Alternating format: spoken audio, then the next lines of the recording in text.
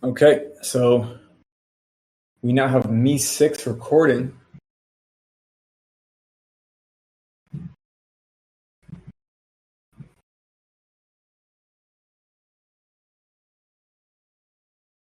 And just in case this runs longer than I expect it to, I will free up some space to make sure that the most of the recording is actually captured and delivered to YouTube when that happens. So first off, welcome everybody, and I want to be clear. I want to be clear in chat. I will mostly be looking at the big top as the chat for this stage channel. Discord did not have this voice channel associated text chat channel thing when I originally designed this server. So while I do pop in here to check on things, generally speaking, culturally, for lack of a better way to describe it, I use the big top to talk to you beautiful people, okay? So first things first there, I am going to talk to you guys about, okay, I have 6 things I want to talk to you guys about today. Six key things. 6 key things, and I'm sure you guys can guess what the majority of those things pertain to. Now, I expect an audience of about this size too, so this is exactly the type of crowd I expected to pull with less than 15 minutes of notice. So naturally, I can imagine most of you have a concern about PyroSwap.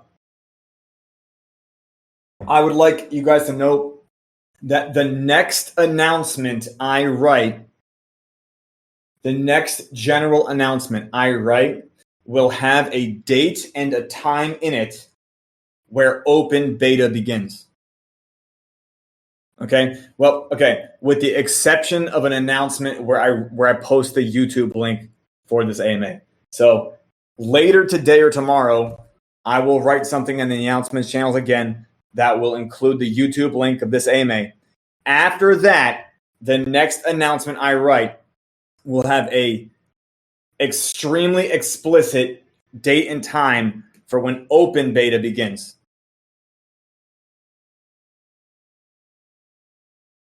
You know, me7 there. I agree that perhaps they have covered, which is why I wouldn't doubt that Polygon themselves would cover it. But when you write an article and you talk about launching a token contract, and they also insinuate that this is replacing a previous token, that immediately makes my mind jump through like 5 questions. Because as you're aware, me7, PyroSwap's implementation involves replacing tokens as well, right? So there is a direct actual mechanism used to replace those tokens, which is designed to benefit not only old investors, but new investors. Does that make sense? A lot of the time, me7, because of, for lack of a better way to describe it, because of the heavy lean towards infrastructure thinking and a lean away from instrument thinking, I see quite often that people don't implement things that kind of think of the instrument as like a mess they need to contain, if that makes sense. So for instance, a token, you should physically think about it as if like buckets of water are being like thrown around perhaps a gymnasium or something, right? So sometimes the buckets of water can end up pulled up, perhaps in a trash can, right? Or sometimes they might end up on the floor, or sometimes they might end up, being held by people. But generally speaking, the distribution of all those buckets of water, like that's something that you can in fact recruit the market to help you clean up. Kind of like you were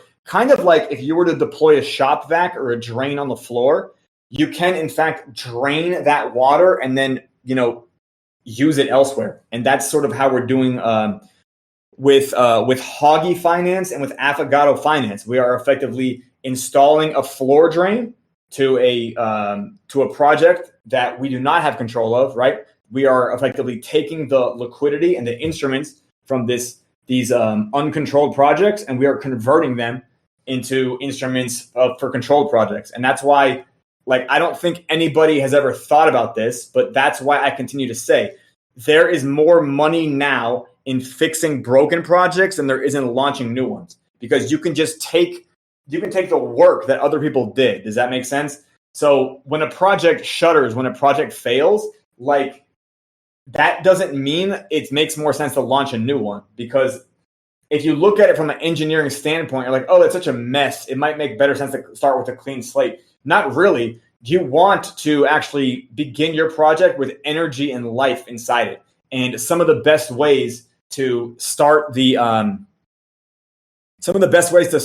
fire of your project is to perhaps catch a spark from a previously dead project. Perhaps a previous project is like a pile of embers, right? You can think of a campfire and how when a campfire cools down, it turns into a pile of embers. Well, believe it or not, it's still easier to build a new campfire if you can take a shovel into that pile of embers and transfer it into a new fire, because you're still going to collect heat from the previous project, and that's going to help add energy to your system.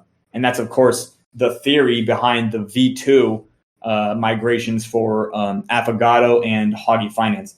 But more on Polygon later. That's a bit off topic today. Today, I want to, of course, talk about what's inside our purview and not what is outside of our purview. But again, I think, I hope at least, that they're not stupid over there. I do know, for instance, Matic actually has a chain. I'm perhaps closer to the decision makers on that chain than I am other smart chains. So I'm closer to large players on Polygon than I am to Avalanche or Binance or Phantom, actually. Yeah. So the real person, Phil, behind Five, Phil is friends with, I'm friends with one of the co-founders of QuickSwap, who is also a advisor on the actual Polygon, or the Polygon Foundation. He's in the advisory over there. And he's also I'm not going to dye myself out. And again, I haven't talked to that guy in 2 years, but he was going to be in a documentary that we were making a few years ago. The fact that we didn't do that documentary is also probably contributing to why I haven't talked to him. But I think I might be reaching out to him again soon, Me7, especially if, for whatever reason, interest in the future, perhaps in 2024, interest of the circus start looking at Polygon, right? You guys understand what I'm saying there? Well, again, let's focus on October and November, right? Okay, let's focus on right now and not 2024. So the first thing I want to talk about is arbitrage today, okay? And I want you guys to understand that in a real market, in a real economy, there is always profit for other people in what you do. And this is actually how value is created. Does that make sense? So if you've ever worked in sales before, you got paid off of something called commission. Believe it or not, that commission is what pays a salesperson based on the value they created. So it's due to the fact that, one, the product manufacturer values this product differently than the salesperson selling it. The salesperson values it differently than the manufacturer and the customer buying from them.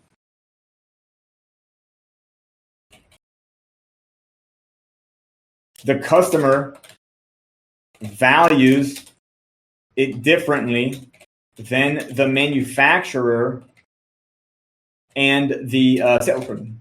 Okay? And this is what they call value is subjective. Like, if you've ever heard this before, value is subjective. And this is literally the concept that allows an economy to work. Does that make sense? It literally is the differentiation in the way value is perceived that allows an economy to work. Okay. So because the end customer doesn't have to spend the time building whatever they're buying. Does that make sense? They can literally just go work at a job or go work whatever they work at or go derive income or collect income, however they do that. And they can just trade that income, that capital, that cash for a vacuum cleaner. Does that make sense? They can trade it for a mobile phone. Does that make sense? Like actually building a mobile phone and designing it, that took Steve Jobs, like years and billions of dollars. So the customer doesn't have to spend billions of dollars to get that phone. Does that make sense? So first, the manufacturer had to invest money up front based on how they believed it. And believe it or not, when you create something, it's always the most expensive. Later on, you learn how to optimize your costs, but creating in the early stages, it's always one of the most expensive stages. Now, the salespeople, and I don't mean Steve Jobs directly, but I mean the people now who work at AT&T stores and Apple stores and stuff like that, they make commission based on their sales because the amount of cost that the manufacturer was burdened by producing it is still lower than the price that the customer is willing to pay for it. So in that margin, not only is the company itself deriving a profit, but they even have so much profit that they can pay salespeople commission on it. Does that make sense? So there's always profit for multiple people in any transaction. And I want to talk about that first. So arbitrage, if you have learned this word in the aspect of DeFi or Web3, you do not understand it. Arbitrage is really a mundane and unremarkable activity in any economy.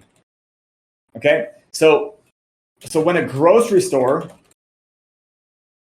stocks carrots for sale to customers, the grocery store themselves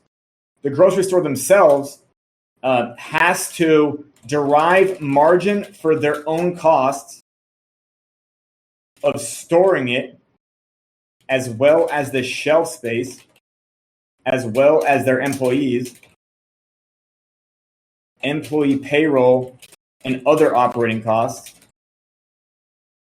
The farmer they bought it from has to derive, we'll call it profit even. Profit in the form of whatever, whatever for their own costs. The farmer they bought it from has to derive profit in the form of whatever for their own costs of cultivating and harvesting. Cultivating, harvesting, and packaging it. Harvesting, packaging, and shipping it. And of course, the customer has to also derive profit in the form of caloric energy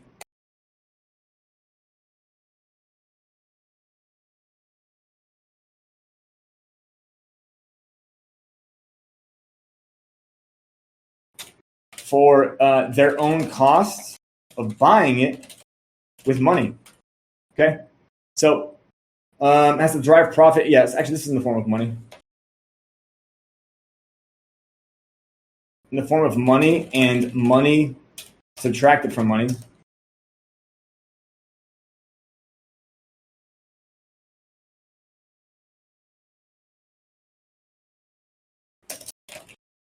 Subtracted from money for their own costs of cultivating, harvesting, packaging, and shipping it. And the customer has to derive profit in the form of caloric energy. And caloric energy. Yeah, it's actually just caloric energy, flavor, enjoyment, whatever. Does that make sense? So again, profit is involved in any transaction.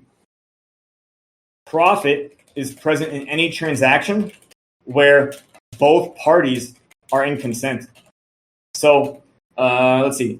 In 2020, in 2020, it was 20. No, sorry, it was 20. In 2017, I sold a real estate property at a loss, meaning I sold it for less than I paid for it. However, I still made profit because I wanted to have that amount of capital more than I wanted to keep owning the property. Does that make sense?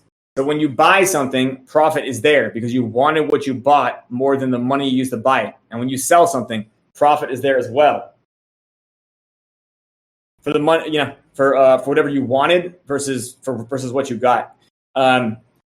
Keep in mind, before coinage, there was just barter.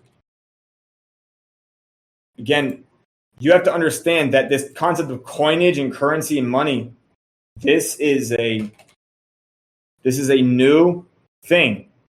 And this right here was how they measured everything. It wasn't objective or universal standards did not exist for most of history. And they often get updated. So the first thing I want you guys to understand is that if you guys were trading on a Forex exchange, do you guys know what the instruments in Forex consist of? Do you guys know how like a Forex instrument is labeled, or how I guess you could say it's positioned? Who here knows what that is? Pair, exactly. Yeah. So, for instance, you can UUR, UUSD. Does anybody have a guess as to what that is on Forex?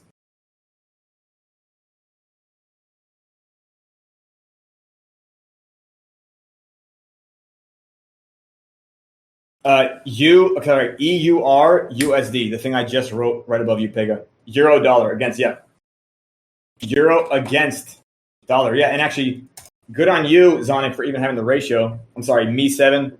I don't know what I'm supposed to be calling you right now. But euro against the dollar. So when you take a bullish position on UUR USD, you are making the bet that the euro is going to outperform the dollar during your time of exposure.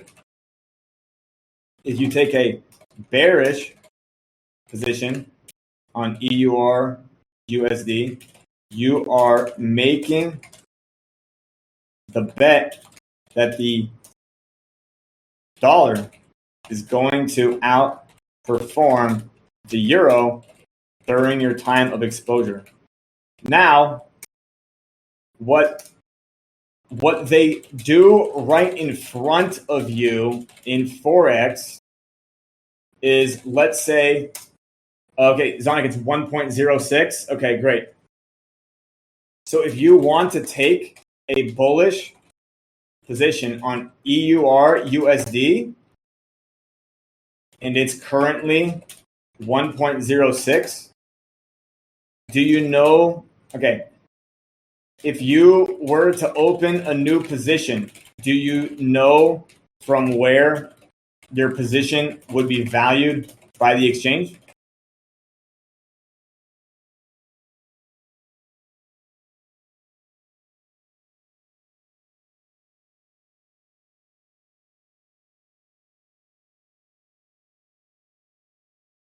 Do you guys understand what I'm asking? It's a little bit complicated, but I think you guys need to know this because in DeFi, we're constantly dealing with pairs, by the buying and selling shares. Okay, you're correct there by valued. You know what I should have said there? Priced. I should have said the English language really fails. There you go. It depends on the spread. But indeed, Charlotte is correct. And the fact of the matter is, it is quite likely you would enter that position at something more like 1.08. Does that make sense? So like your position starts off with a penalty in order for the exchange to do its job. Does that make sense? In order for the exchange to continue its business model, it starts off with your position at a penalty. And Charlotte is correct. In Forex, there's spreads, and every currency pair has a different spread based on the the fundamentals of those instruments. But the point being is you're never going to start off exactly where you want it to. So the reason, why am I bringing up, okay, why did I tell that story about arbitrage? And why did I tell that story about Forex spreads? Because arbitrage, when done in DeFi, is not theft of any kind. It is a completely valid process that a market needs to function so that all components of a market are in communication with each other. Now, when a market fails by any economic definition, one of the core reasons, or should I say most likely reasons, yeah, exactly. And the thing is, Pega, it's like you're almost, if you can't bet on arbitrage happening, you actually don't know whether or not you're getting a good price. Does that make sense? Like, you want arbitrage to happen so that people who are looking in new, like, you can assume that this is going to serve the customer, right? So when people buy and they have price impact and then they get back run, it's like, oh no, a red candle. It's like, well, yeah, it's not about you. It's about the buyer after you. Does that make sense? Because you putting in enough margin for arbitrage to come in after you. Exactly. And then, yeah, exactly. And then on top of that, Pega, you have to understand the arbitrageur is not just making one transaction. They have to make multiple transactions. And on top of this, arbitrage is saturated. So like arbitrage bots are literally willing to throw away, or should I say, they are willing to jump through the craziest hurdles to capture like breadcrumbs. Does that make sense? Like they are willing to throw away 80% of the profit in the trade to operational costs just to capture that small breadcrumb. And that's their model. That's their model. Most likely reasons for a market to be considered failed is information asymmetry. Okay, so one of the reasons actually, I believe in 2007, 2008, 2009, is that there was a gigantic amount of information asymmetry between people who were buying real estate, people who were selling real estate, people who were buying mortgages, people who were selling mortgages, and then people who were deriving financial instruments based on that underlying activity. Does that make sense? Certain information wasn't getting communicated, and therefore there was a gigantic correction. Do you guys know what the word correction means? Do you guys know what correction refers to when we're talking about the prices of a market on a candlestick market on a price chart? Yeah, for those of you who don't know, correction is a 10% reduction in price. And this is called a correction because generally speaking, it means information was bottlenecked somewhere. Information was bottlenecked somewhere, meaning information was asymmetrical somewhere and it symmetrized all at once. Does that make sense? So consider this. When Terra Luna launched, the information that it's UST. This is hard to explain here. Oh, yeah. Yeah, okay. FTX is a better example of this. FTX is a better example. So do you guys remember what an important role CZ of Binance played in the FTX saga? Do you guys remember like what CZ of Binance like did directly?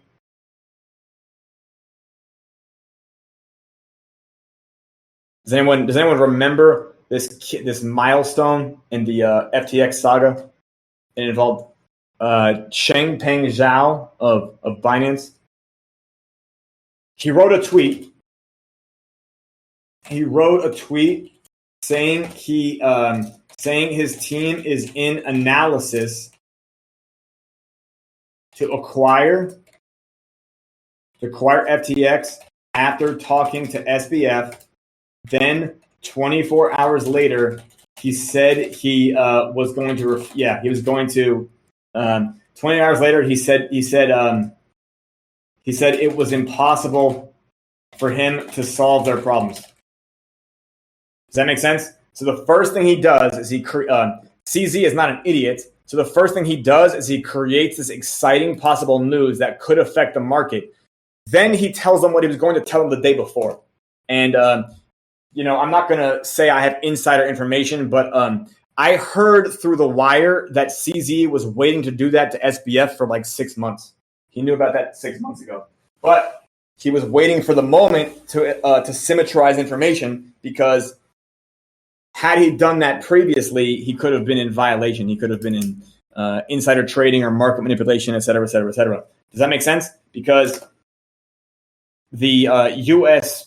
finance market is regulated even against certain information coming out the wrong way. The SEC will, the SEC fined Elon Musk for tweeting about Doge or some shit. You guys know what I'm talking about? Just because you're now engaging in market manipulation. Okay, so does anybody here have questions about arbitrage? Okay, you have to understand when we see thought leaders in DeFi denounce arbitrage or talk about it as if it is a problem, you have to understand what perspective these individuals have. Okay, so the first thing I want to talk about is racquetball. Have you guys ever heard about racquetball?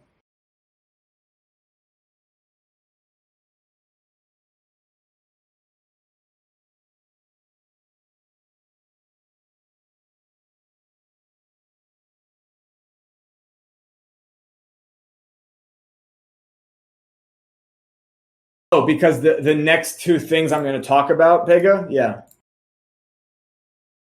The next two things I'm going to talk about are meterage and bonditrage.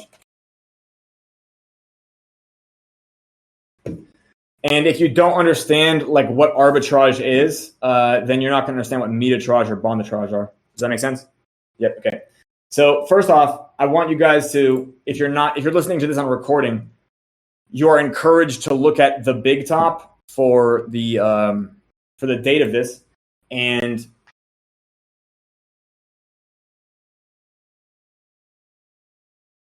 you can see a GIF of two gentlemen playing racquetball. Now, I want you to understand, I refer to this thinking as racquetball economics or racquetball economies. And this is, in fact, a Ponzi scheme with no underlying economic value. And the reason I bring this up is because if let's say price impact being too high or arbitrage happening post transaction are being looked at as if something is wrong, that means that the analyst does not understand that there is supposed to be profit at every transaction. it's not the same as ROI, which means return on investment. Does that make sense? Like really profit should be looked at individually, and then the rest can be looked at as gain, percentage gain. Honestly, I'm going to take a long time to reformat those types of to reformat those particular pieces of vocabulary, but I want to at least address them now. So coming back to here. So profit is at every step of the transaction, because if you did not find profit in it, that means that you wouldn't have done it. Does that make sense? And of course, I have to unfortunately cite myself, because that is just par for the course at this point.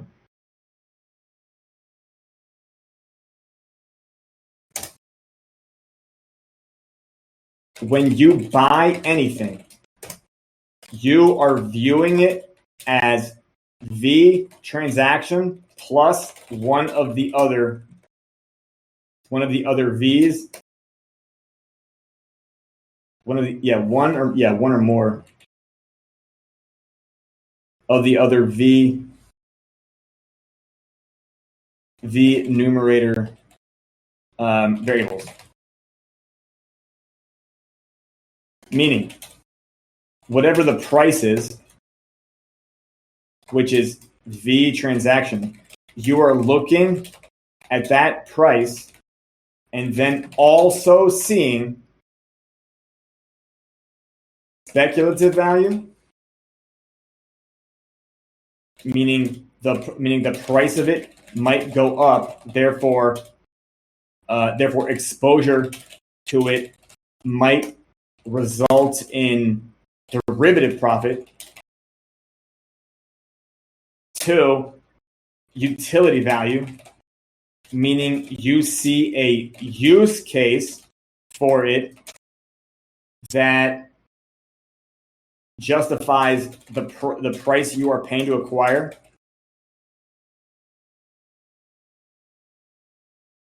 3, brand value, meaning you trust this based around the symbolism of its representation, or or some type of other derivative confidence. And then 4, community value, meaning you justify the risk of exposing yourself to this based on how many other penguins are also on the iceberg, metaphorically. Does that make sense? Now, this equation applies to a lot more than just DeFi. Like, this applies to the house you buy, to the sandwiches you eat, whatever. But if you buy anything, you're immediately valuing it higher than what you think the price is. You have to be seeing something else besides the price, because if you were looking at it any other way, you wouldn't put your money on it. You wouldn't devote resources, time, or effort to it. When people fly to quality or flee to stability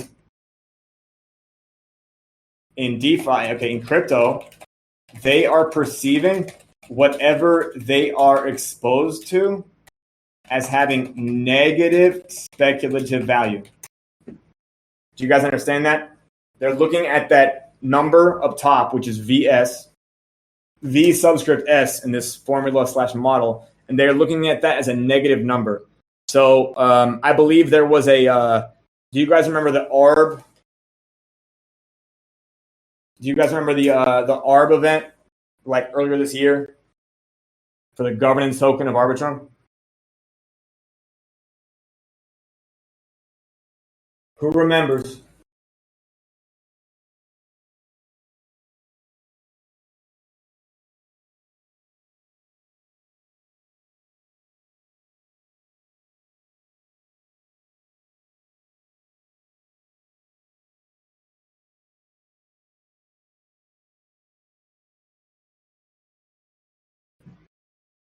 Nobody?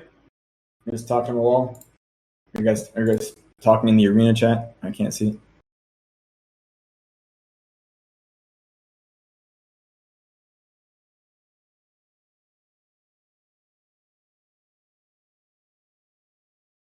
Okay, so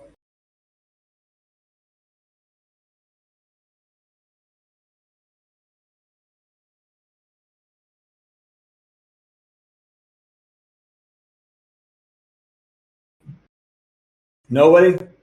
Okay. The airdrop, yes, exactly that one. Exactly that one. Do you guys remember like what it was valued at? There was price, yeah. I won't say a name, but someone I know shorted it at $11 and exited at like $3. Does that make sense? So they positioned themselves because they saw speculative value as a negative number. They basically looked at it and said, like, this is not going to hit the market cap people think it is. It might be top 100, but it's not going to be top 10. So they shorted it and then exited at $3. So that was a return they made. Does that make sense? It's not wrong to see speculative value as a negative number because a market, okay, the health of a market is not the same thing as the health of your bag. A lot of people misconstrue this as well, but the health of a market requires both crypto winter and crypto summer. Does that make sense? The health of this planet and its biology requires both day and night. It can't just be day all the time. Does that make sense to you guys? Like, in order for the biology on this planet to be healthy, there needs to experience both day and night. If you have day all the time, that is what is happening on Venus right now.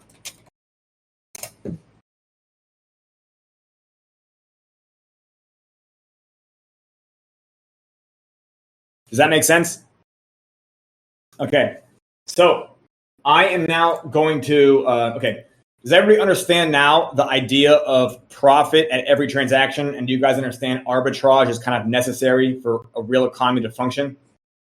I think one of the conceptual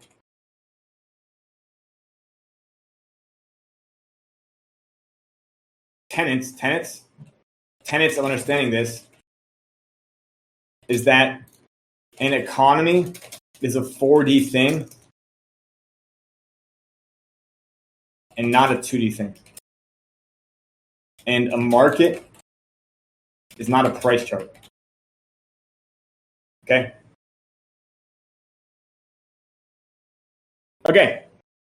Does anybody here have any questions about what I've talked about so far? Because now, yeah, I will. Yep.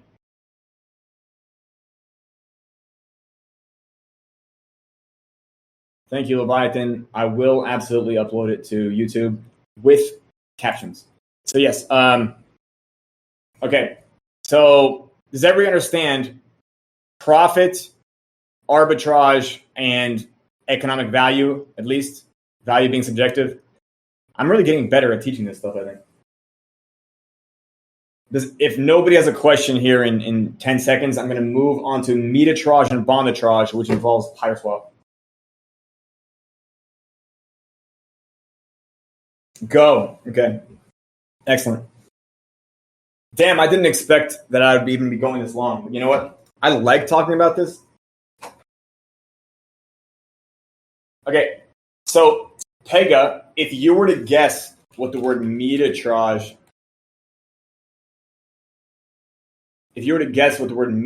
means, what would you guess it means? You might already know if I might have told you explicitly, but if you were to explain it in the terms you understand.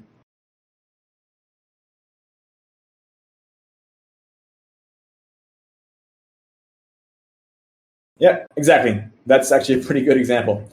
So meterage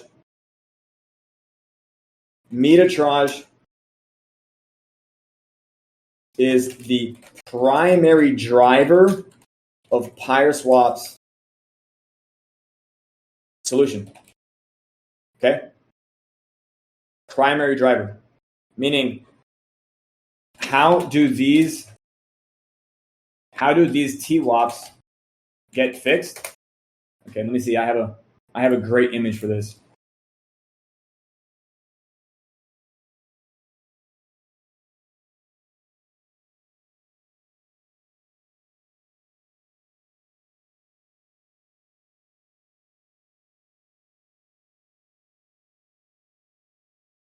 The peg coin is a shit coin. The peg coin is oversupplied. Meterage. The peg coin is no longer a shit coin. It can be used for something. The peg coin is burned via meeting. Does that make sense?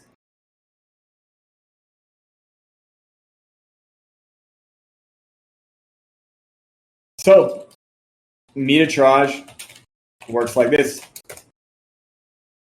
Pega, tell me what your favorite peg coin is. Let's take a look.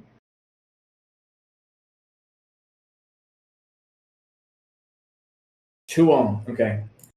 About 60% of our base is 2 ohm, I think. So I'm not super surprised there. And to be honest, I use 2 ohm a bunch as an example because of this. And I'm actually going to also deploy this image because I know I'm going to use it later.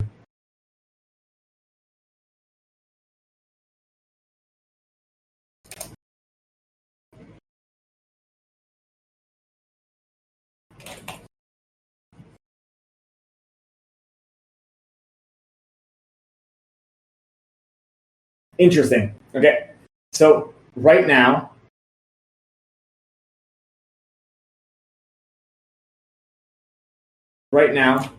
recording. Oh, by the way, do you guys hear me okay? Is my volume good?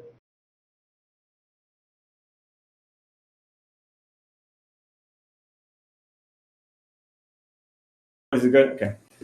So as you guys see here, we're looking at a solid 004 TWAP for 2 ohm. Would you guys agree there?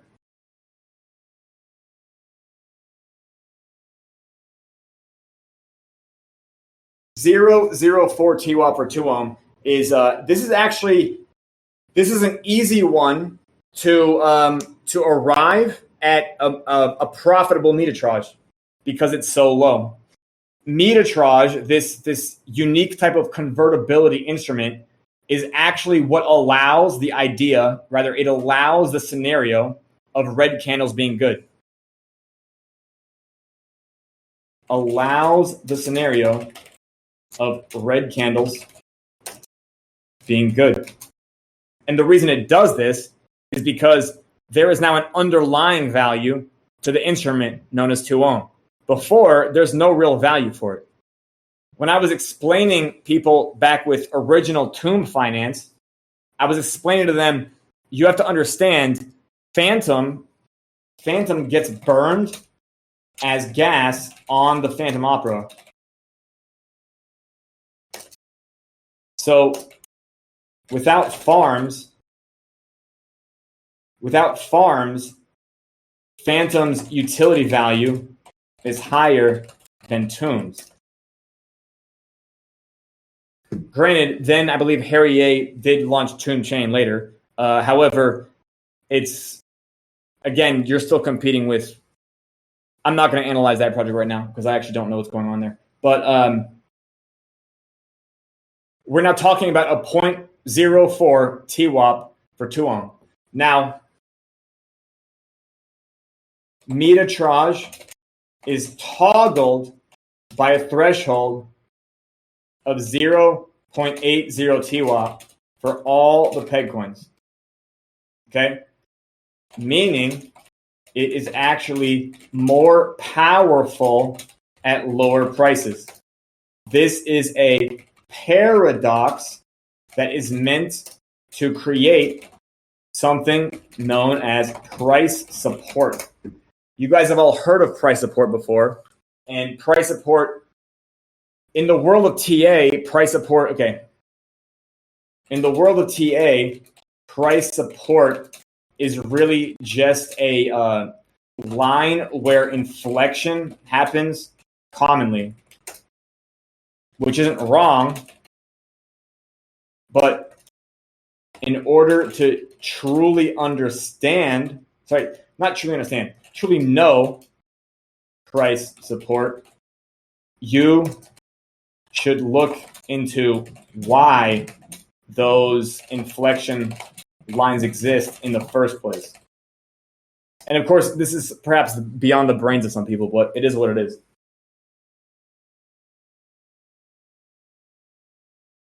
So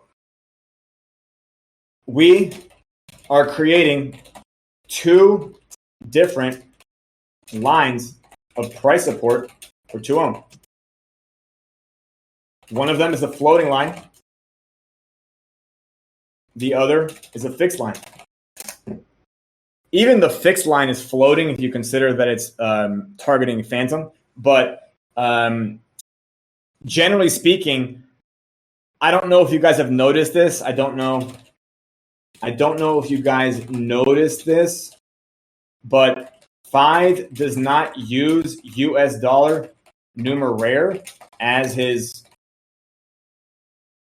vantage point in designing these things. This is a critical detail in everything. Actually, I probably shouldn't even told you that. That's something I should put behind the paywall. Okay, so we have a floating line and we have a fixed line.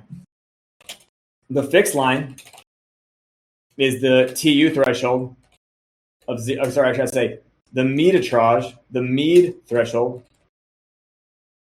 of 0.802. Does anyone know the floating line of support? Can anyone guess what that is?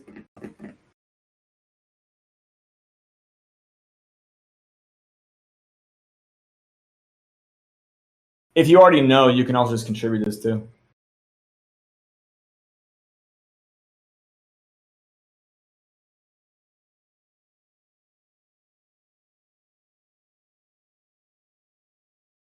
Okay, the floating line of support is the TWAP of Pyre Phantom, which is a token that doesn't yet, which is a token that you will have access to in open beta.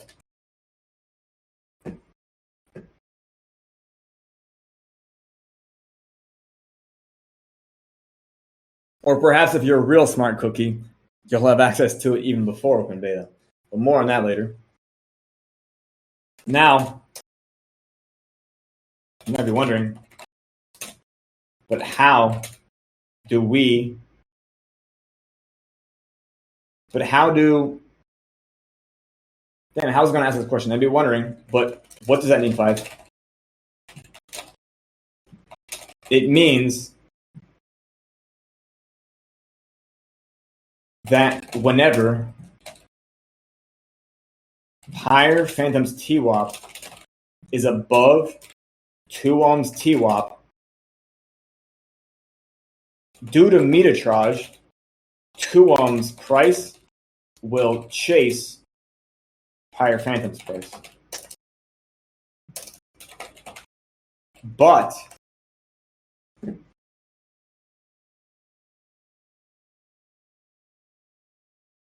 Pyre Phantom does not start out in this world with a depth of liquidity to it. So it has its own TWAP recovery mechanisms that bring it back up to its own peg over time. Okay?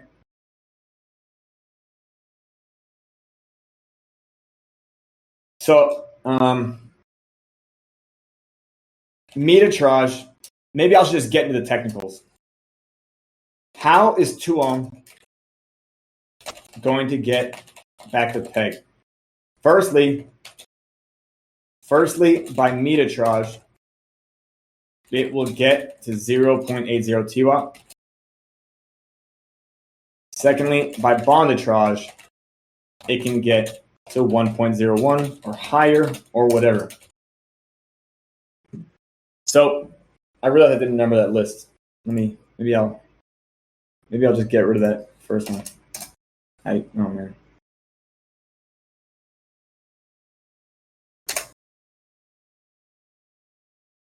Can anyone write out an example of a sequence of activities that would result in meterage helping 2 ohm get to peg?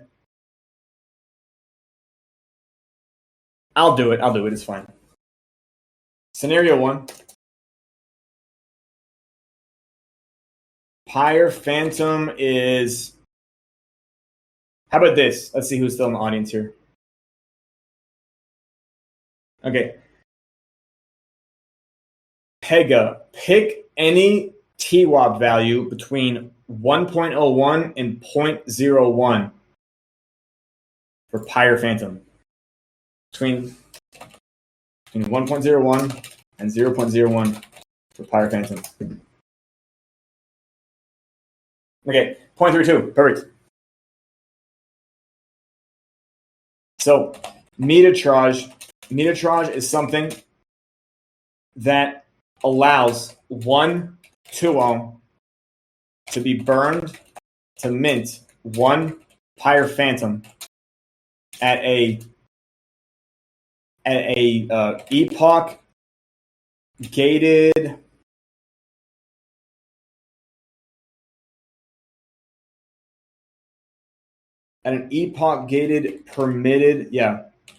permission amount of 1% the total supply of 2 ohm.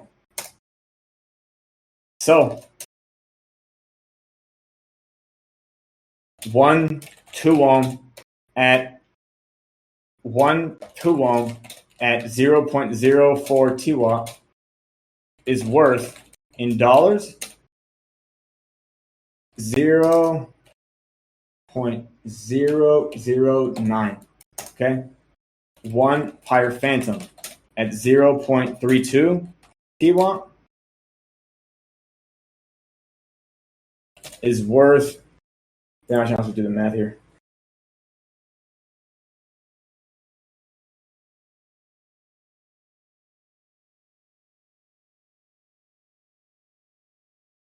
$0.22. Okay, let's see. It's worth 0.07. Does that make sense? So you can, in fact, burn, if you manage to get in, you can burn 1 2 ohm, mint 1 Pyre Phantom, and then sell Pyre Phantom to acquire more 2 ohm while also pumping its price in short bursts. Okay? Now you might be saying, does this not put red candles on Pyre Phantom? It absolutely does.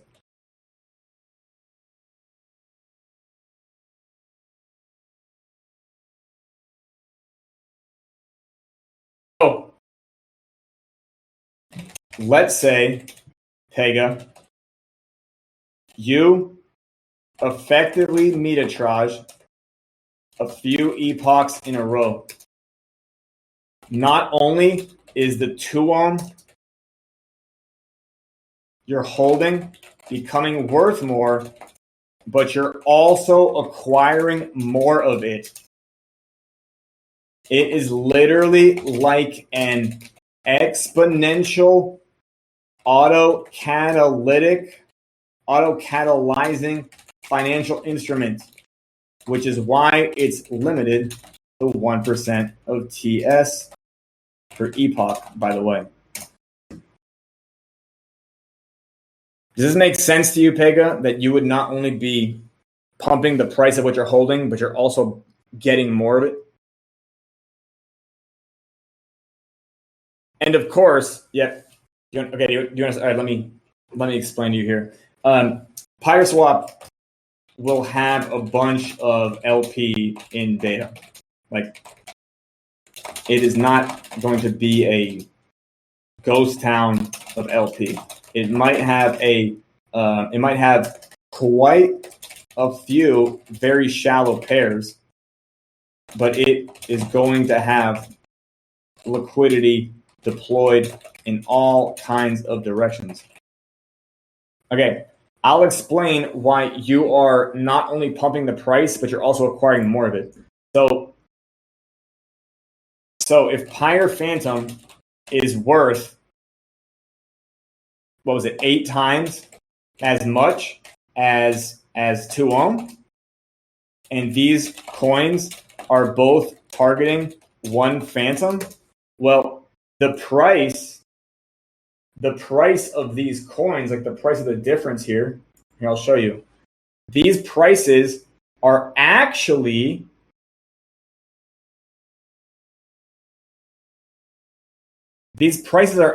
quantities. Does that make sense?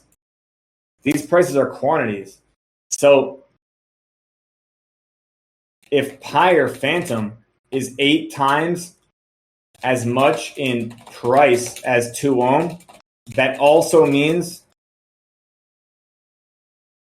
that one Pyre Phantom is worth 8 2 ohm. Does that make sense to you? Does that math make sense? And by the way, that's with, okay, great. So if you hold 10 2 ohm and you meet with 1 2 ohm and you receive 1 Pyre Phantom, you can now dump that Pyre Phantom for 2 ohm and acquire up to 8 2 ohm for that Pyre Phantom. Granted, there will be price impact as well as swap fee, etc. Does that make sense? So you're literally like, I want you to think about a ratcheting strap. Does that make sense? I don't know if that translates outside of American.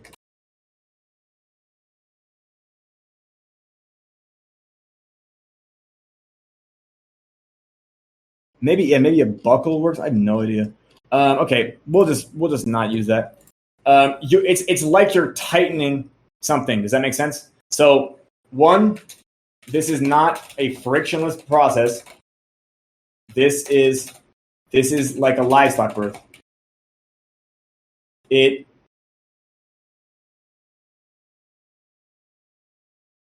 can expect people, once they figure out how to make money with this, they will behave even more chaotically concerning it. So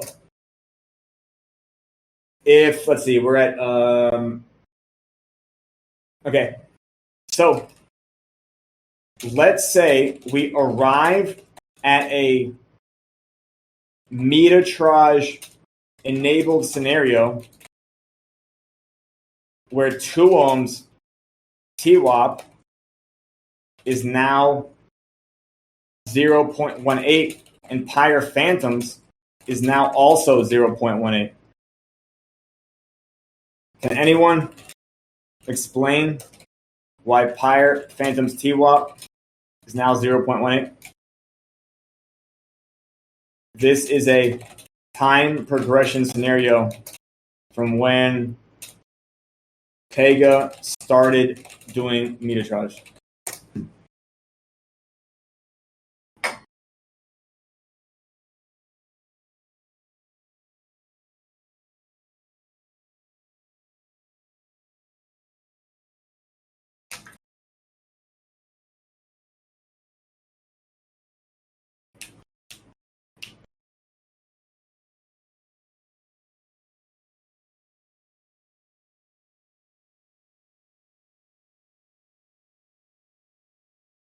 Yep, exactly. So why would they arrive? Yeah, why would they arrive near parity to each other? Why can we? Yeah. Why can 5 be so fucking certain about this shit?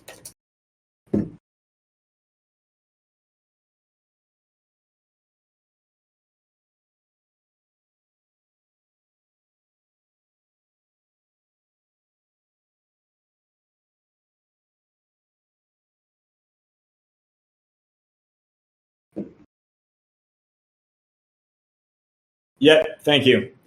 Amazing work, Pega. So I want you to understand, Pega, a lot of problems in DeFi are literally like imaginary paper tigers. I like that you have a little tiger avatar, but they are like fiction because nobody understands how things actually work in economics. Does that make sense? Because and actually, the word understand is something I need to retrain myself to think about, but nobody actually like knows a level of depth of monetary economics to be able to explain why things are happening. And it's blowing my mind. It's really blowing my mind the level of gap between me and people who have 7-figure followings on Twitter, because now I look at this as if I need to save this industry from its own illiteracy. So fantastic, Pega. You now understand that arbitrage brought the parity. Now, here is the new problem. But 5, I thought you said metatrage would get us to 0.80, not 0.18, right?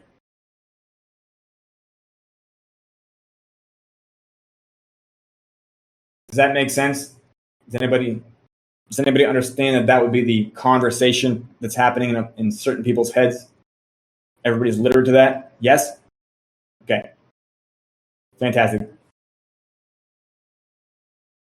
Well, the good news is higher Phantom's price is dragged towards its own peg by its own mechanisms. Now, considering this, does anybody want to explain how perhaps the mechanisms does anybody want to explain, or should I say, does anybody want to take a guess as to why Pyre Phantom would be dragged to its own peg by its own mechanisms? Can anybody name one of the, should I say, Pyre Phantom contraction mechanisms, one of the Pyre Phantom peg recovery mechanisms?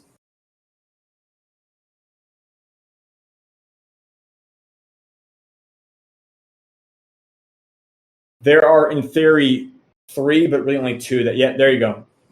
2 that matter, and yes, diminution and diminutization is fine too, is the one that is going to do, yeah, it's fine. It's honestly a word that most people who speak English wouldn't know either.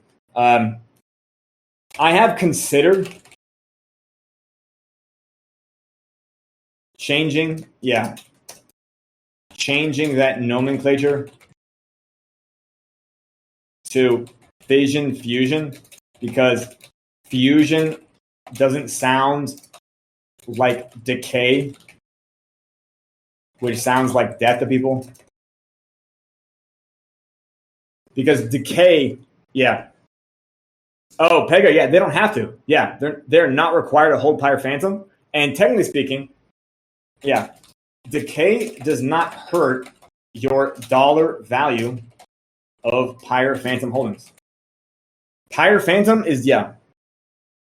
Pyre Phantom, Pyre BNB, Pyre AVAX are designed to be short-term swing trade tokens. They are not holding tokens. Because also, once they climb to peg, like it's not like they're going to ever leave peg. You get what I'm saying? So the only way that would even make sense to hold it would be you're holding Pyre Phantom in LP against something that it's vibratile with. Does that make sense? So yeah, Pyre Phantom, Pyre BNB, and Pyre AVAX are not even designed to be long-term holds. They are only, they are most appealing in the windows between epochs. In fact, Pega, I already have a meme explaining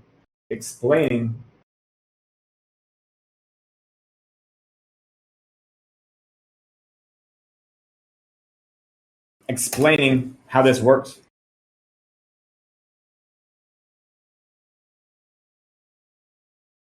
So the second thing that helps diminution, that helps Pyre Phantom get to its target, is called the incantation.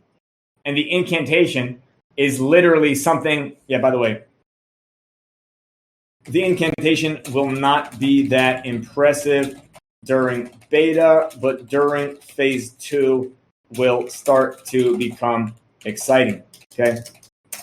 But the incantation later on does more of the work than the decay or diminution. Because, again, Pega, since you know Alessio inside the 2-ohm server, Alessio actually a long time ago built this model around whether or not decay actually reduced the price of what you're holding as liquid or what you're holding as illiquid. But you're not required to hold Pyre Phantom. Like, nobody's required to hold Pyre Phantom. The only incentive to hold Pyre Phantom is to take the risk of being inside the incantation Witch Vault when fees are distributed. That's the only, truly attractive time. All the other times to hold it are derivative of it. And this is not a token meant to be held. This is a token designed for the operation of a DEX, which, again, I think is just beyond most people to understand that you can actually design your tokenomics based around the job that it has to do. I think that is definitely beyond most fucking people in Web3. Anyway, so they do not need to hold Pega. They do not need to hold Pyre Phantom. Again, they can dump that Pyre Phantom directly into LP. Not only will the DEX itself have Pyre Phantom in LP, but other people will also understand the math eventually and will also deploy Pyre Phantom in LP. Later on, phase 2, phase 3, phase 4, there are other incentives to deploy Pyre gas in LPs. Additionally, Pega, Pyre Swap is not really designed for newbies. Okay, Pyre Swap will actually have a message on it, and I believe I put this in the Turkish QA document. We will literally have a message on the landing page, the swap page, and the liquidity page. It will literally say, Pyre Swap is not a beginner-friendly DEX. And you'll see this in beta too. This message will be there in beta. If you are a newcomer to DeFi, we recommend you use Spooky Swap. I have zero problem literally steering newbies to Spooky Swap because when we get into later phases of Pyre Swap, it's going to be so chaotic and crazy inside its own GPSE that it's going to overwhelm people, and they need something closer to like a Walmart DEX with lower fees where they can just kind of like learn how to integrate with swaps and learn how to integrate with LP or farms.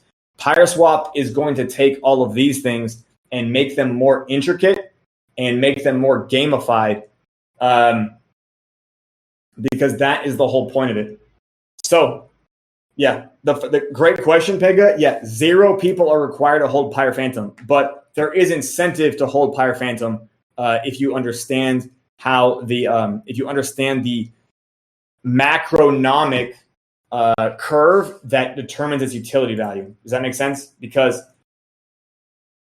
if we were to guess the price chart shape of Pyre Phantom, we could first look at this. We could first look at this model again.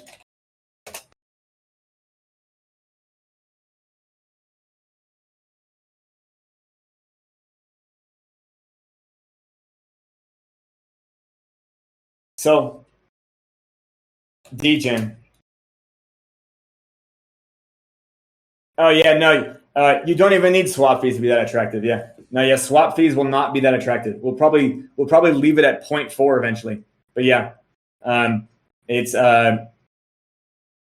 yeah, swap. This is based around a principle called Marmoset and Zugzwang, which is MIZ in the future. You do not need to cater to people. Again, we literally tell people newbies should go to fucking Spooky Swap. So like, we also don't need to try to entice people with a fucking low swap fee, because there will be advantages to swapping on PyreSwap that aren't there on other dexes. Additionally, other dexes don't really have their own internal tokenomic ecosystem. So more on that later, by the way.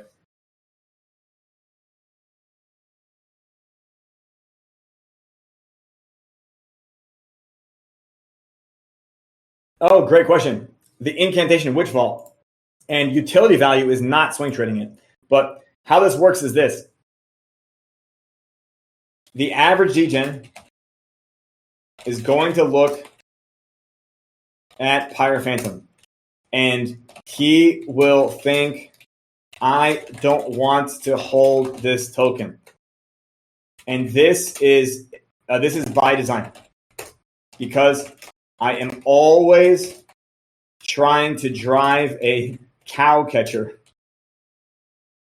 into the midst of our beloved participants. Yeah, it is. Yeah, it is. Yeah, 100%. Yeah. Marmosets and Zugzwang comes from arbitrage, Pega. Yeah. Yeah. We will definitely have blue chips galore deployed on PyreSwap. So like, I am not betting, I am not betting on anybody swapping besides arbitrage bots. And arbitrage bots have to swap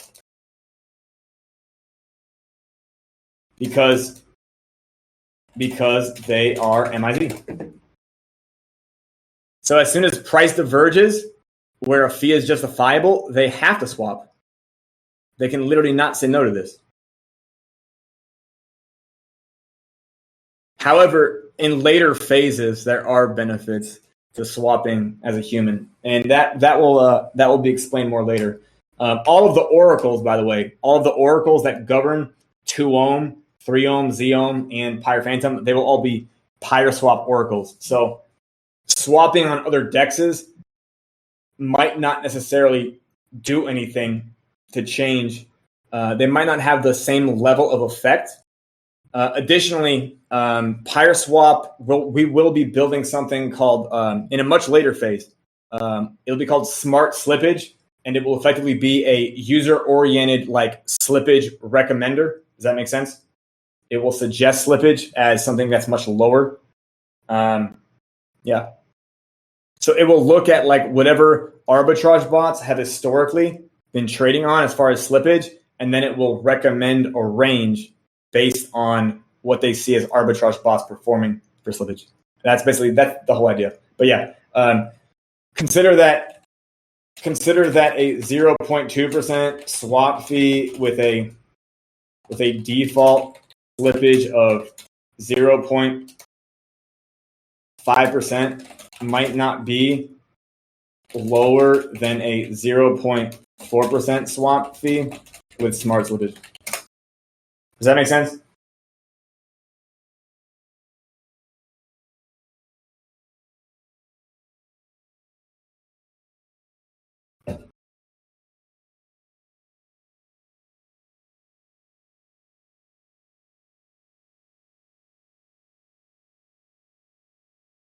Okay, it does make sense. Thank you. Okay, so so they're going to look at this chart. Rather, sorry, they're not going to look at this formula. Rather, this formula looks at inside DGen's head. It looks inside DeFi investors' heads. So what are they going to know? They're going to know that the incantation is a single stroke buy on Pyre Phantom at the transpiration of epoch. Because of this, there is going to be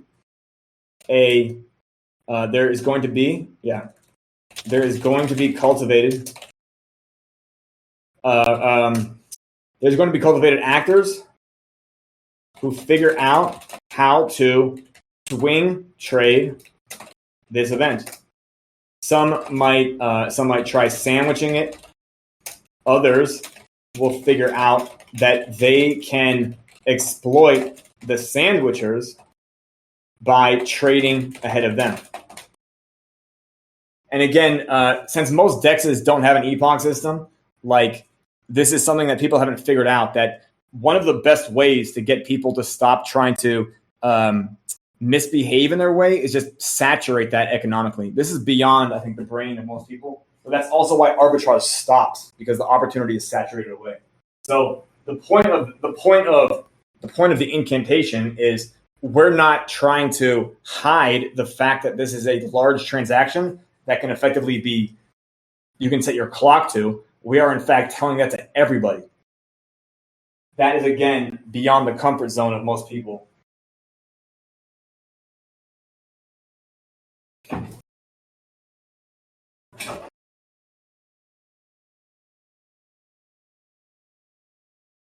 Okay, so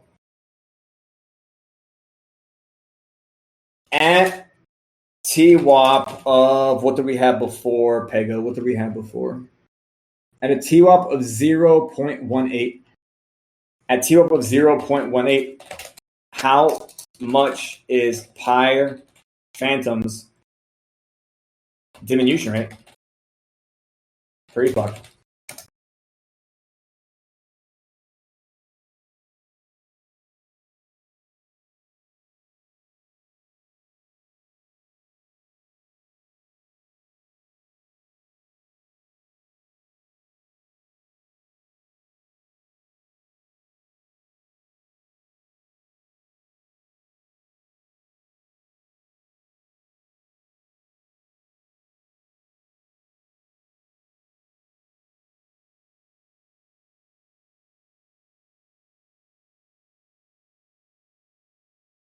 If you don't know, it's fine. Yeah.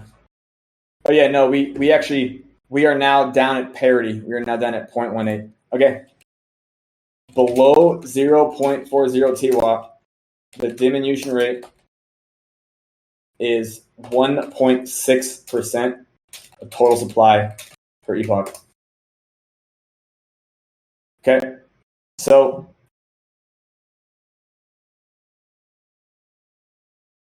you can round this to 6.4% daily, but that's not the exact number. Here, let me count for that real quick.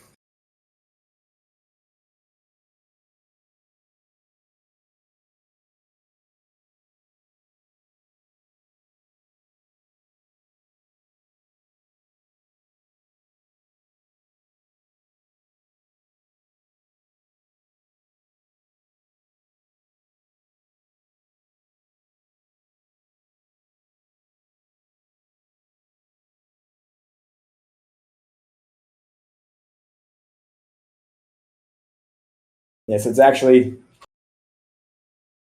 in truth, okay, so sorry, in mathematical accuracy, it is actually 6.248%. Okay. So it's a little under, it's between 6, you can call it between 6 and 6.4% daily. Therefore,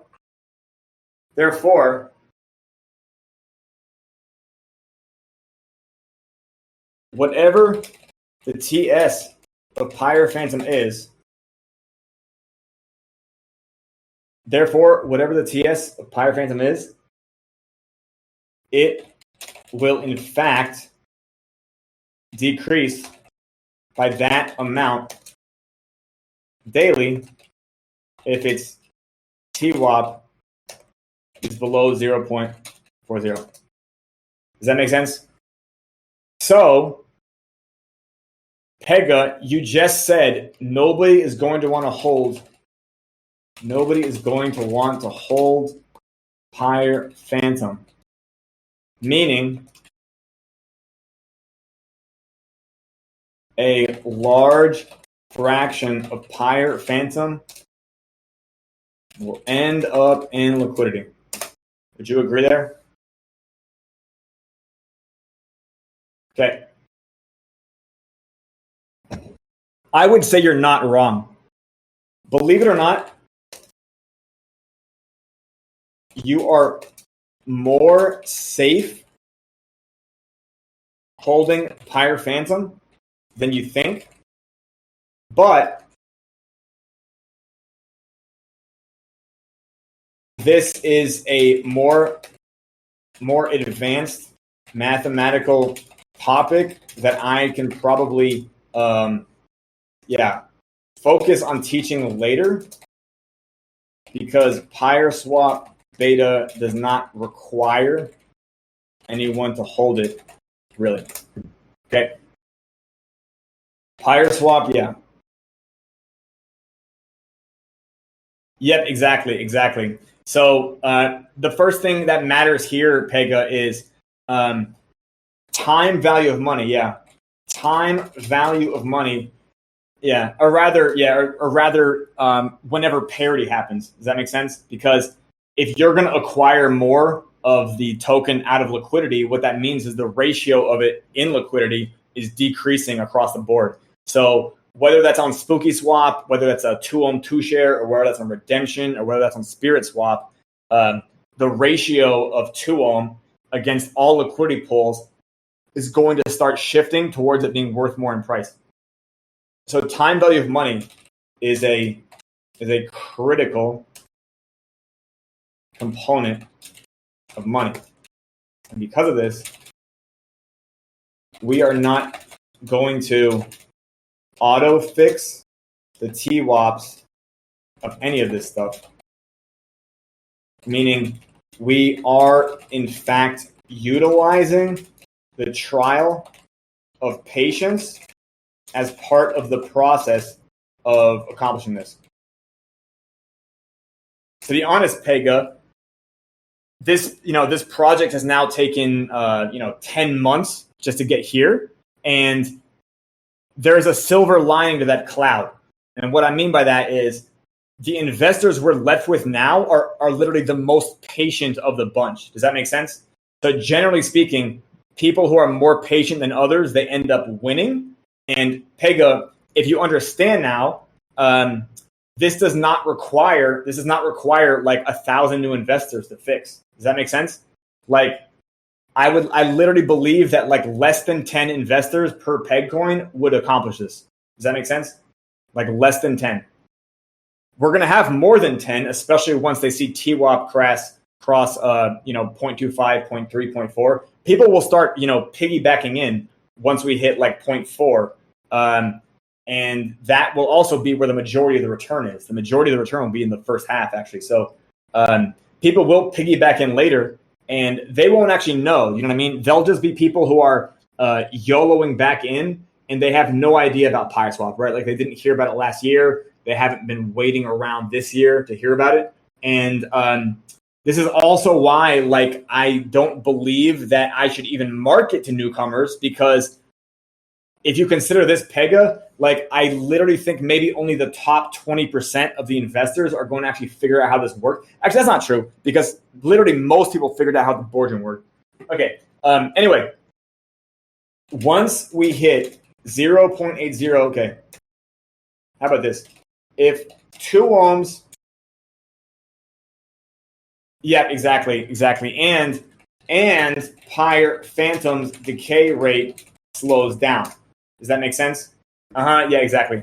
And also, more people will be buying too. More people will just be buying because suddenly, it's kind of crazy, right? Some people won't buy until 0.6. You know what I mean? Because like they're not coming to 5 AMAs. Does that make sense? They're not coming to these.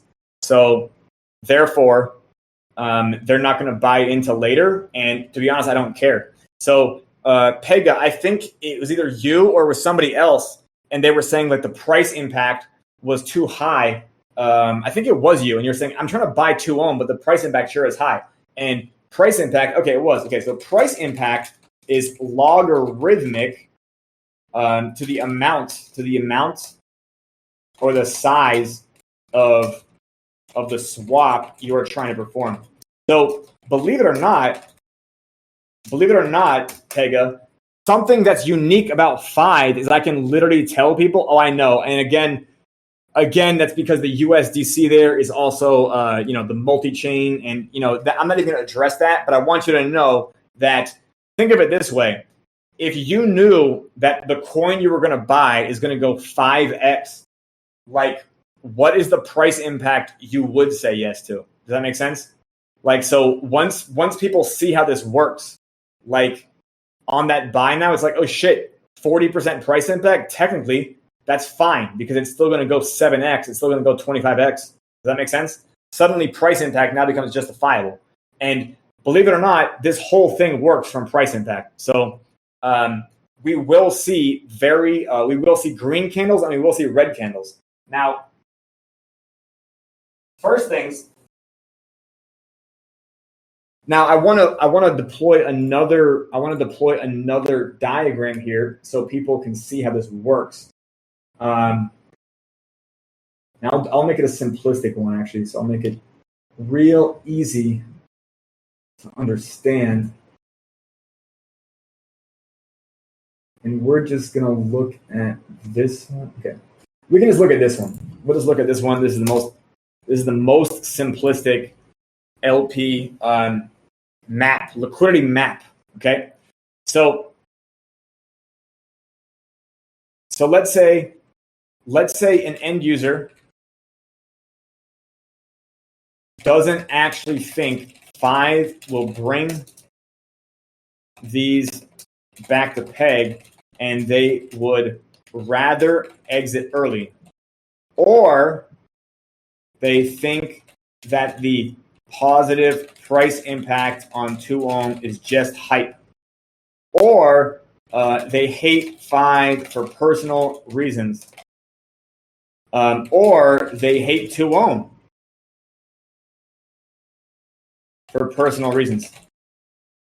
So what might, aside from meterage, there is another activity which we call mugging. And mugging isn't even really stealing. It's just not compounding your peg coins through meterage. Meaning, user uses 2 ohm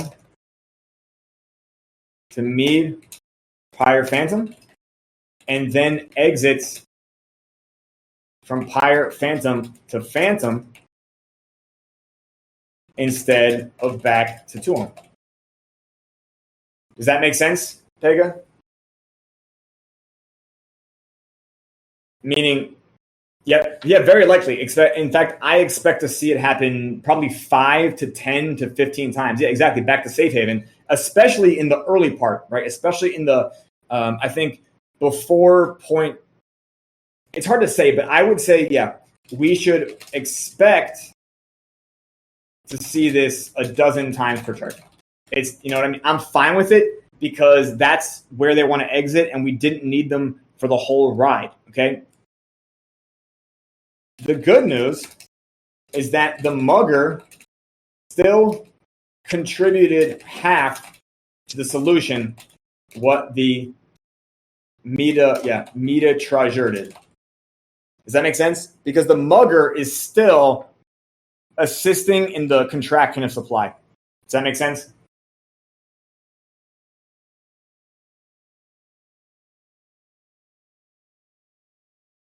Because the tokens are still getting burned. So even if the mugger doesn't assist in the price repair as well, again, that's their prerogative, right? They can always exit the phantom. That's totally legal, and that is acceptable. And to be honest, I would expect that muggers, yep, exactly, because somebody else is going to metertrage, right? Somebody else is going to have the appetite for metertrage. So a mugger, they can do it. And all these red candles do, yeah. All these red candles on Pyre Phantom, they just become trials of patience. So Pega, I'm glad you understand that now. So like it's just not even from the waiting game. Now you might be wondering, why did we place the Transpire Epoch button on like all of the boardrooms? Because this might take over 100 epochs to get fixed. Right now, the investors do not feel bullish about transpiring the epoch, whether that is on their own boardroom or on PyreSwap. Does that make sense? Like they don't feel bullish, like they don't feel like there's a reason to do that. Does that make sense to you?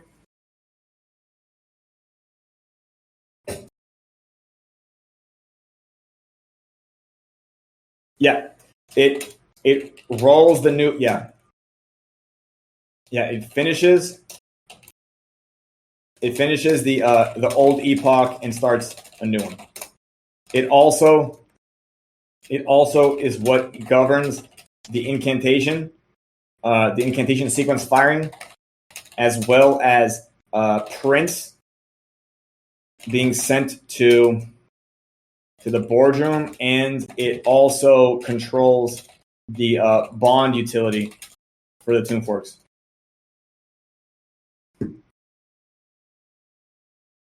So on PyreSwap, it governs the incantation sequence firing. Oh yeah. On PyreSwap, it also governs the mead to you, the mead to you toggling and refilling.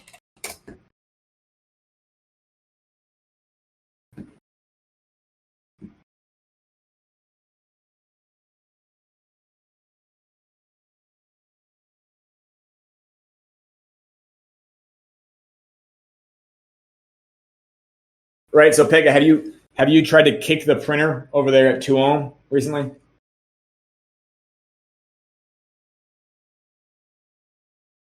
Probably not. I'm going to assume you haven't. Okay. And this is okay, right? This is okay because it doesn't seem like it's worth taking the risk, because you, from a Homo sapien standpoint, it makes sense to observe somebody else doing it first, and then creating positive results. And this is what gets other people to want to do it. So it will be from the consistent transpiration of epochs that people will see, okay, so decay can make Pyre Phantom's price go up over 15% in 3 days. Does that make sense?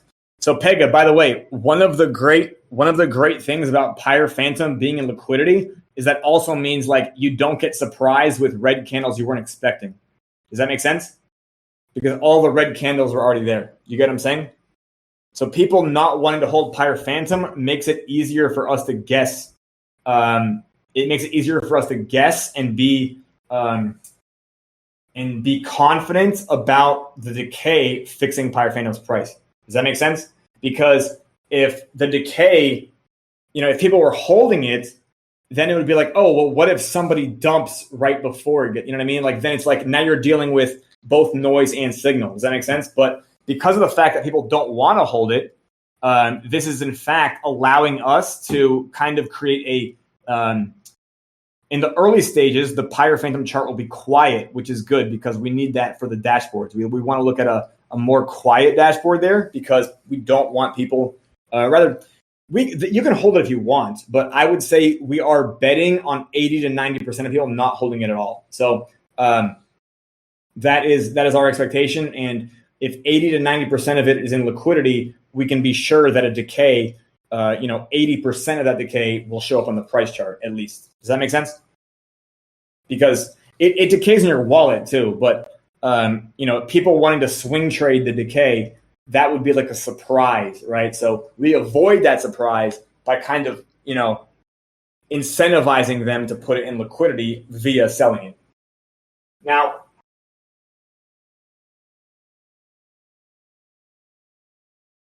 yep, exactly. Yeah, the decay will make the coins disappear. Correct. And why is that? Because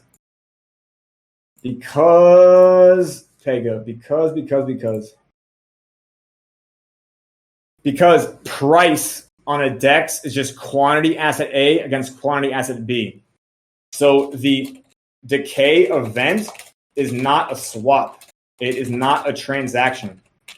It literally goes into the LP contracts, which are basically a wallet that has two piles of coins and an equation that determines how much it should give out based on what it receives of, it should give out of B. Does that make sense? That's literally what an LP contract is. It's a wallet that has two piles of coins, and based on what it receives, it has an equation of what it would give out. And this equation is in fact anyway, that's called a market making equation. It's known as XY equals K. I'm not going to get into market making equations on this AMA, but that's basically what an LP contract is. So when you swap with it, you know what, Pega, that is complicated, but you're not wrong. Yeah. Technically speaking, the dollar amount of decay does not change, but the quantity does change. And this is a very, very, it's like a not understood. It's like a not understood concept in DeFi. I'll get more into that later. Perhaps, we can get into that more later when perhaps open beta is officially launched.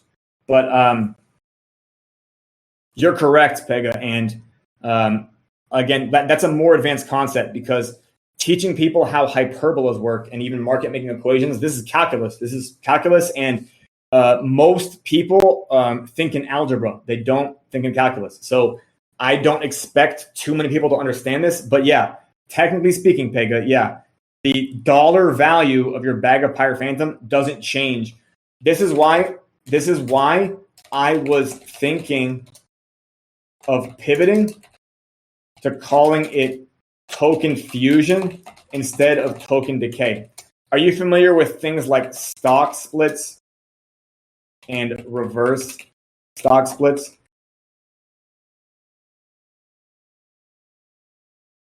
Yeah, so literally decay is actually just like stock splitting and reverse stock splitting. It's actually reverse stock splitting. So you're literally just taking the market cap of the project stays the same. The dollar value of all balances stay the same. And literally all you're doing is just ending up with less units. Yeah, deflation, correct. Yeah, so the instrument itself, one Pyre Phantom goes up in value because of the decay. And we can be bullish on this, or should we say, we can be confident on this happening consistently because of the investor's fear. So PyreSwap is designed around what investor behavior actually is, not around what we want it to be. Does that make sense? So this is designed to fit into the brain of the average DeFi investor. Yes. So Pega, great question. That is another advanced concept. I will tell you this. These are not the only pairs, okay? These are not the only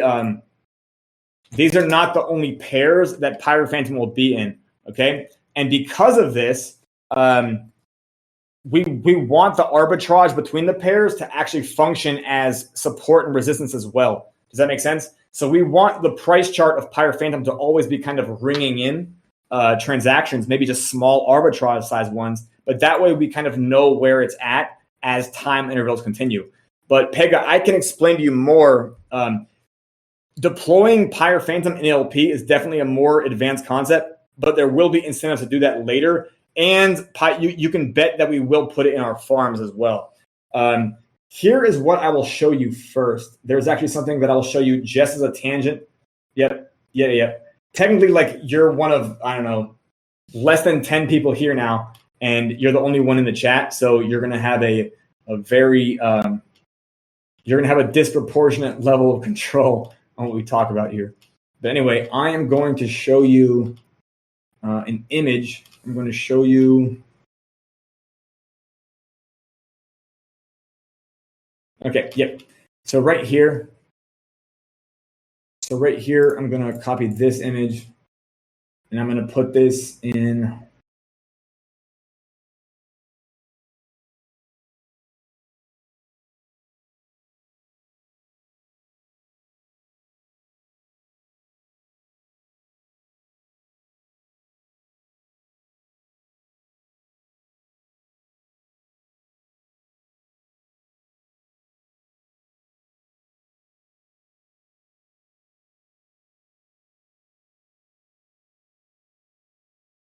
Okay, fantastic.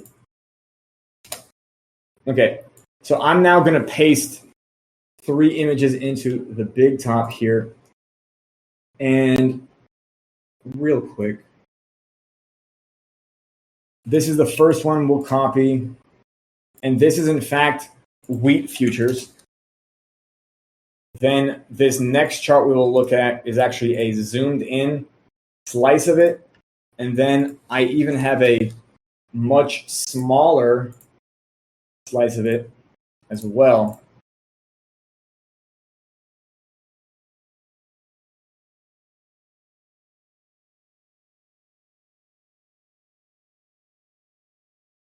Okay. So Pega, do you see these three screenshots that are a screen caps of a price chart in wheat futures? If you see that, it says Chicago. I have no idea what SRW means. So the first thing I want you to notice is that in DeFi, people believe that, like, the candlesticks are connected to each other. Does that make sense? Like, they believe that, candlesticks are required to be connected to each other. Does that make sense? And the thing is, this is not what candlesticks are at all. Candlesticks are really just OHLC representation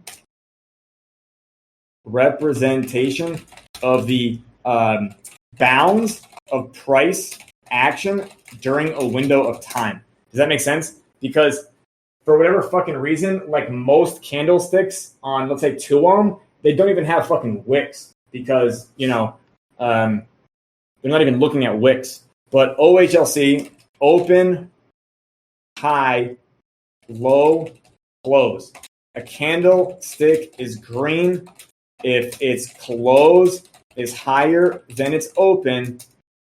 A candlestick is red if its close is lower than its open. This is the only thing that the computer is looking at when it paints a color onto these candlesticks. Does that make sense? And it's literally only looking at windows of time.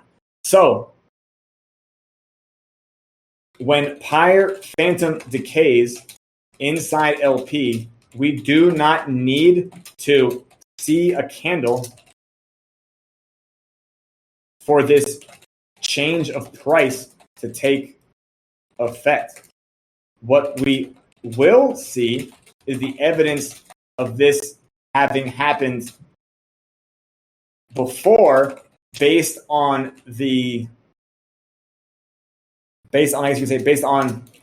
next epoch's worth of candles, starting off with a slightly higher open. Does that make sense to you?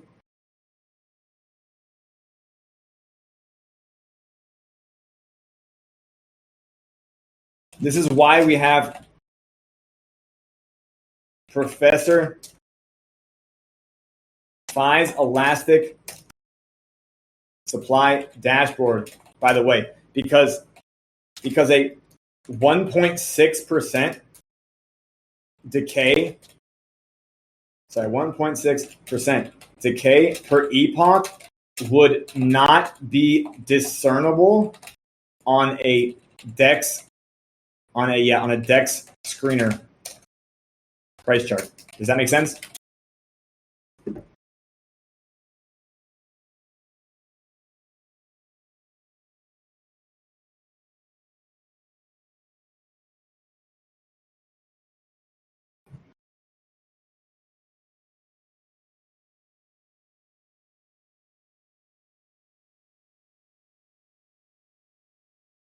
This is also why the dashboards were critical to build before PyroSwap, because I literally could not show people what I was looking at until I built them a dashboard ahead of time.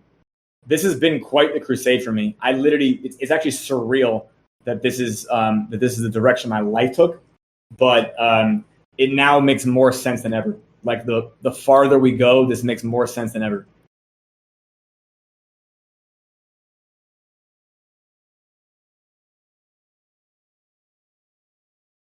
So, Pega, you might have noticed that on this price chart, there are all these gaps. Yeah, exactly. So you notice on the wheat futures, there's just all these gaps between the candles. You see these gaps where like price just jumps. You see the screenshots where like, yeah. So the reason why it's doing that is because something is happening that's not on the price chart. You get what I'm saying? Because all it takes is like all of the wheat vendors to just change their mind at the same time. So literally, you know what I mean? Like it doesn't need to be connected with the candlestick. So fundamentally, something is happening that's not on the price chart, and that is also why it's important to have the dashboard, because we need to show people, look, you need to be aware of what's not happening on the price chart, because a lot of these inflationary shit coins that have basically been the bread and butter of DeFi for the last 3 years, they don't show supply mechanics on the dashboard. They don't show that. In fact, they don't show it anywhere. They don't fucking show it anywhere. So that is one of the reasons the dashboard was so critical, because otherwise you can't. Crypto is way too theatrical and volatile and nonsensical for people to see like fundamental 1.6% changes. Does that make sense? And also, most people who are in DeFi, they don't even know what I just told you. Yeah, exactly. And this is also why, again, Pega, I don't know if you're aware of this. When I launched the Circus, it was not my original plan that we were going to be acquiring Tomb Forks. Like, I just wanted to kind of remain like this consultory. You know what? That, like, yeah. Anyway, this version of Destiny worked out even better than I originally planned. So I'm not going to complain. But yeah, exactly. So without the dashboard, you cannot separate noise from signal. And if you can't separate noise from signal, like, again, you know how like there's meme coins and shit, Pega, and it's like, oh, this coin is going up in value. It's like, well, yes, you can make money from a meme coin. You can also make money from breaking into abandoned buildings and stealing copper piping. You get what I'm saying? Like, you could also just, I don't know, like sell drugs to kids as well. Does that make sense? Like, so instead of looking at it that way, like this is just a casino, I guess ideologically, I would like there to be more impressive things in this space, especially now that I know what was the missing ingredient to make stuff like that happen. But okay, so now that I've explained OHLC, and we're looking at mugging there, and we're looking at stock splits. You understand that already?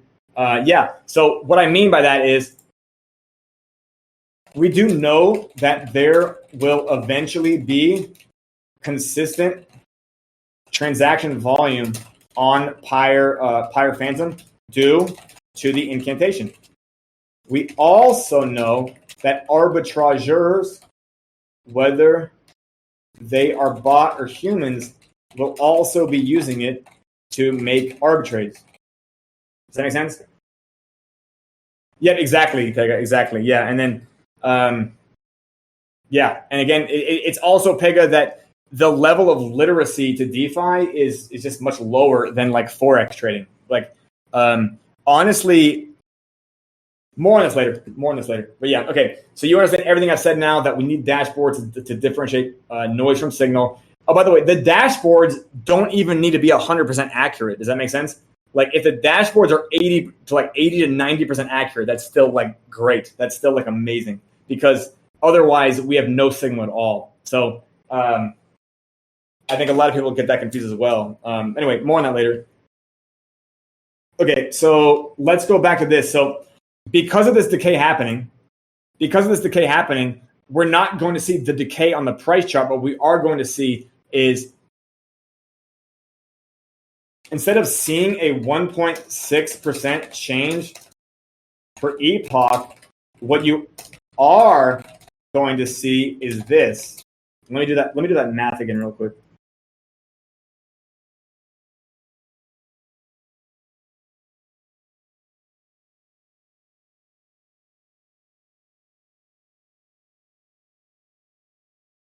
Two, 3, 4, 5, 6, 7, 8, 9, 10, 11, 12, 13, 14, 15, 16, 17, 18, 19, 20, 21, 22, 23, 24, 25, 26, 27, 28. Okay. After 28 epochs in a row at decaying 1.6% per epoch, whatever TS started at, it is now 63.6%. That number. Does that make sense? So over 1/3, meaning if 90% of Pyre Phantom is in LP, that means over a week its price will climb 33%. Yeah. Does that make sense? So again, Pega, this is designed to not cater to people who want like a get rich quick. They want like a fucking, pump and dump. Does that make sense? So this is a rally and not a pump. You get what I'm saying? We are engineering this to be an appropriate, how do I describe this? To be an appropriate, what the fuck do I mean? To be an appropriate degree of price recovery. Does that make sense? Like it's not going to be incredibly crazy. However, from it climbing 33% every week is under 0.4, you're okay, you're on the phone. All right. Eventually, this will now hit 0.40 TWAP. And when we hit 0.40 TWAP, we basically prove it works. Okay. So we're not going to spend at 0.40 TWAP. I want you to know that within the circus, we are now convinced that this whole thing will work. And I can now, I think, transition. Actually, I will take a quick 2-minute break to get more water myself. So I'll be back in 2 minutes.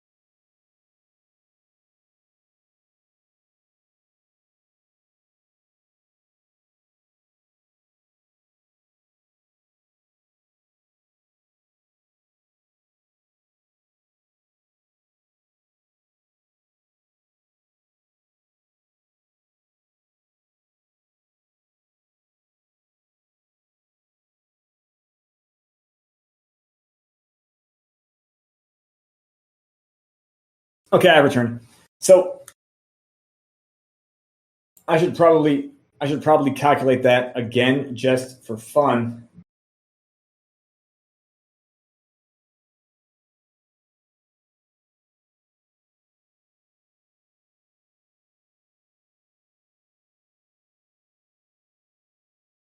One, two, three, four, five, 6, 7, 8. So 8 epochs, 2 days.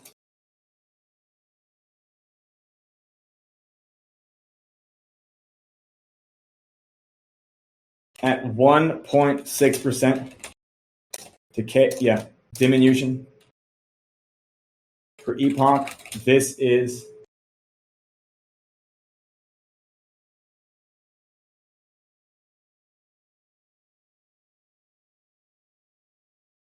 I guess I should subtract it. Okay. This is 12. This is 12.1%. So I think that if you think that a week climbing 33% is not interesting enough, I think that 8 epochs you'll see 12.1%. So that I want that to be clear. Like you should expect that kind of pace. Now keep in mind, this is not 12.1% of target price. Does that make sense? It is 12.1% of its own price, effectively, its own quantity against quantity, how it targets. But you have to understand, we're talking about a compounding curve. Does that make sense? It's actually not compounding; it's tapering. But the point being is, we're going to watch this problem get solved through drastic measures at lower prices, and we're going to solve this problem become a little bit more reasonable and moderate as time goes on. So, if you're not aware, the SC, at least in written word, is focused on elastic supply DeFi.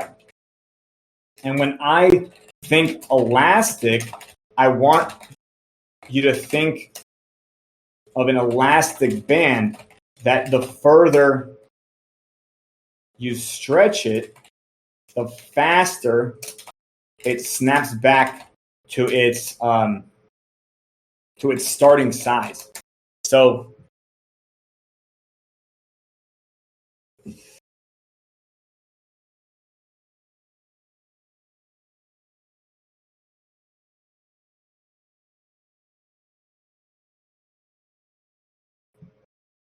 look, here's a great GIF.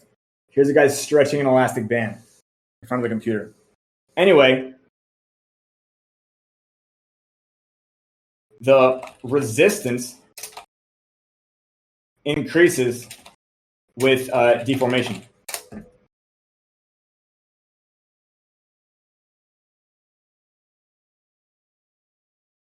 So if TWAP is low, this is when the snapback will be the fastest, hardest. It actually decelerates the closer it gets, which is aligned with the idea of elasticity.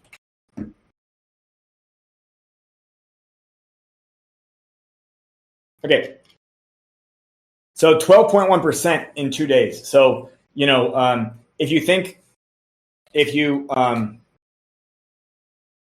if you assume that over 90% of Pyre Phantom's total supply will be in LP, that means that this 12.1% projection is not unrealistic, because you can assume that it'll probably be over 90% accurate to that. Okay. Okay. Now, if you're not aware, at TWAP 0.40 and under, Pyre Phantom decays at 1.6% per epoch. At TWAP 0.60 and under, Pyre Phantom decays at 0.4% per epoch. At TWAP 0.80 and under, Pyre Phantom decays at 0.2% per epoch. So, Pega, if you're not aware,